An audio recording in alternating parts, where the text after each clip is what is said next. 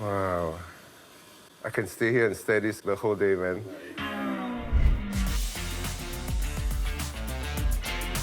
Singapore's full of hidden spots where people get creative in unexpected ways. One moment you're spinning paint, the next you're listening to poetry. Garuda, though I betrayed you, you remain proud. And then strumming along with strangers. I'm Oliver. I play music, teach music, and run a jam session called Ansiang Sounds. And today, I'm stepping out to explore some of Singapore's most creative corners.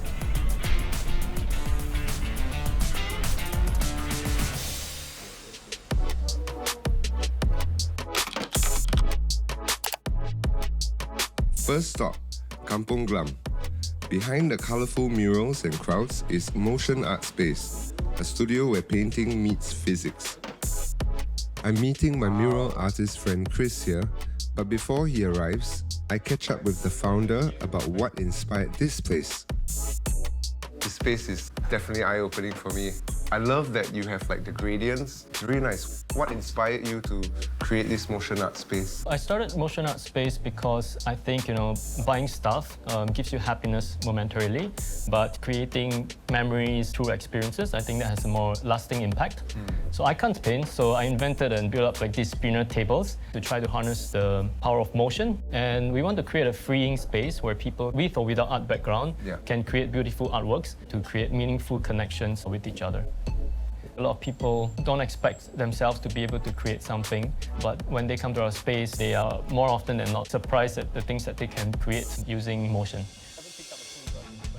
Talking to Adriel gave me a sense of why this place exists. He hands me over to Aiko to show us how it all works. Chris arrives just in time for our session. Guys, oh my god, am I late? Hi. I'm Aiko. I will be the facilitator today. You can put your bags in the locker at the back and you can also get ready. Settle yourself down. Okay, so you can take your tools from here first. I think I'll get an extra one of these. Wooden sticks. Brush. Alright. Alright. Sounds good. We're ready. Here, it's less about paintbrushes and more about motion. Just turn it on, it will spin by itself. And just let it go like that. Alright? Once you are done, satisfied, you can take the cup of paint that you had just now. Okay, you can catch it. So you don't have an awkward ending line as well. Like the galaxy. Like the cosmos. I see. The speed, the swing, the choices you make. Every canvas comes out different. So how do you feel about not having any control of this? It feels kind of new to me actually. Most of my work is the opposite of this. It's all about control. I try to mitigate as many random circumstances as possible. And this is the complete opposite. No, come on, see what I mean? Yeah. But nice, it's coming out. Yeah, it feels quite nice actually to not micromanage my artwork essentially. Yeah. Let's go! What I like is how unintimidating it feels. Sometimes it's just about letting go and seeing where the paint takes you. So what was the most fun part for you?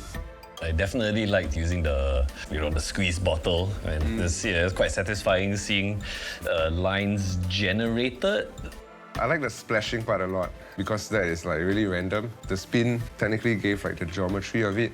I would definitely recommend this to people, especially if they're looking for something that's like no rules. You just do whatever you want to do. Plus, I think this would be an awesome date spot, Yeah, I agree. Great first date, bro. Channel your inner goddess. From splashes of paint to words that move, I head to Sin Ming, an industrial estate with an unexpected twist. Hello, welcome to Spoken Bird. A poetry open mic set inside a botanical studio. As a mimosa patch watches for a wandering finger, counting every vein, every bud, every bloom. Thank you so much. This is Stephanie. She runs Spoke and Bird, a monthly event that makes poetry feel open and approachable. Here, anyone can step up, first-timers, seasoned poets, or just someone with a notebook of ideas. This is quite a unique location, yeah? It's my first time organizing one in this floral boutique. Usually we run our shows at bars or community spaces. A lot of my shows have always been in the evenings, usually like after work. I think there's possibly people who can't necessarily make it in the evenings, people who may not have the energy at night, and so I'm just very interested to see the kind of crowd it attracts as well. It's unclear if the distortion triggers an instability that drives the collapse of the style. What gave you the idea to start these open mic sessions?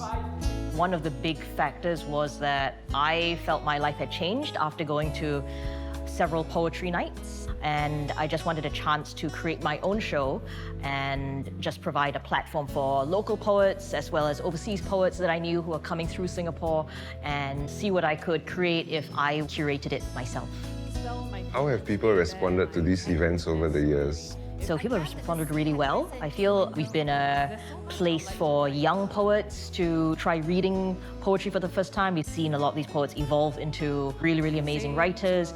We've seen some people just try it out once in their life and then not come back, and I think that's really valid as well. A lot of people have come and they realize that actually poetry could be this like great, inspiring, entertaining thing after they've come to the shows. So that's always like really great to hear. It's Sue with Simon. They must have confused falafels for fish balls.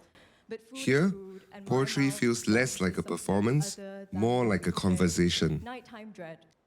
So how often do you come to these events? I started going about 2 years ago, which is about the time I moved back to Singapore from overseas. People always complain that Singapore is really boring and there's no art, but I felt that these spaces were a way to sort of acquaint myself with the community.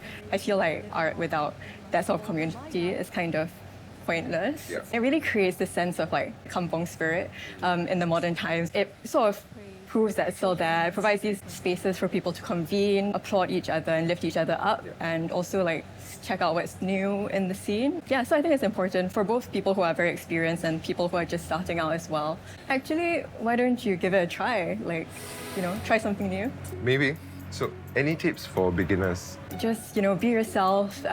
Don't be nervous. I know it's easier said than done, but everyone is really there to support you. I don't usually recite poetry, but being here makes me curious. Poets put their emotions on paper the way I write lyrics to a song. So, I'm encouraged to prepare a little haiku.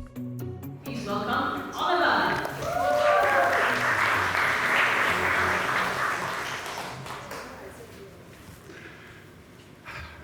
In a room of blooms, voices rise up. Sorry, let me try that again. I'm very nervous. All right, there we go. In a room of blooms, voices rise up like morning light. Poems find their roots. Thank you. Events like this remind me why spaces like this matter. Anyone can share their thoughts, and strangers connect through a poem. But my explorations aren't over yet. After verses, it's time for a chorus. I head west to meet a group of music lovers at their weekly sing-along. This is Ukulele Wednesdays, a midweek meetup where anyone can join in to play and sing. I first came across them on Instagram, and I've always wanted to check it out. Hi guys! Tonight, I finally get to be a part of it. What gave you the idea to start Ukulele Wednesdays, and what were you hoping to achieve? Ukulele Wednesday started in the UK, where it was a group that had already spread across 3 bars in the central London area. So when I was working there, I wanted to find a place where I could play ukulele with a group of people, and I wanted to bring that over here because I wanted to make new friends. I wanted to foster a community in the area. So, for someone new to the instrument, do you need to have any background for us to take part? So ukulele is a wonderful instrument because it's so easy, so accessible. If you wanted to pick it up, you could simply ask one of us to lend your ukulele, and you can start with one finger on one string, and you could learn a chord already. How has the group or the session changed over the years? So as word has organically spread, we've just become a bigger group with more varied musical tastes, which is really, really wonderful. Because when we first started, the first book was about 200 or so songs.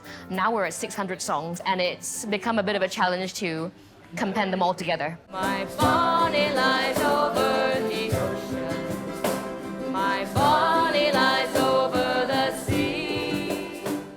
What makes this group work isn't just the music, but the people who keep showing up. Hey, pretty good. For it, you know? Not bad. What makes you motivated to, join this every week? I really think it's the community. It's about bringing people together, very different people from different walks of life.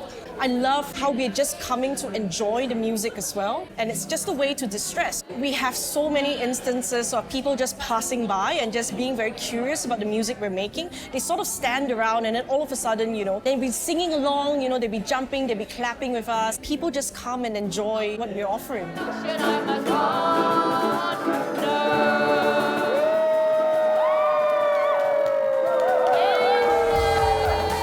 I've seen creativity take many forms today. It can spin across a canvas, flow through a poem, or strum into the night air. What stays with me is how open these spaces feel, and the people who make them come alive. That's what makes this city special.